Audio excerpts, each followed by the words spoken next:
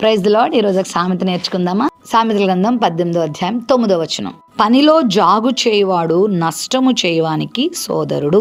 చాలా మంది పని చేస్తారు, కానీ చాలా ఆలస్యంగా, చాలా నీరసంగా, చేయనా వద్దా అన్నట్టుగా వారు ప్రవర్తిస్తూ ఉంటారు.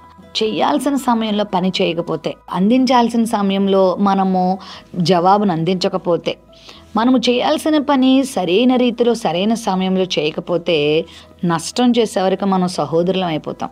అంటే మనం కూడా నష్టం చేసేవారంగానే ఉంటాం. చేయాల్సిన సమయంలో పని చేయాలి.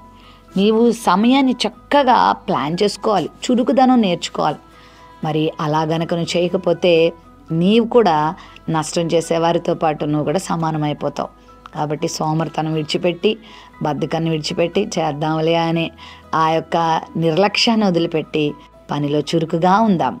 దేవుడు మనకు అప్పగించిన పనిలో చురుకుగా ఉందాం. కుటుంబ పనుల్లో చురుకుగా, ఉద్యోగంలో చురుకుగా, చదువులో చురుకుగా ఉంటే మనము లాభమునకు కారకులం అవుతాం. మనల్ని నమ్ముకున్న వారికి, మన మీద ఆధారపడిన వారికి మనం మేలు చేసిన వారం అవుతాం.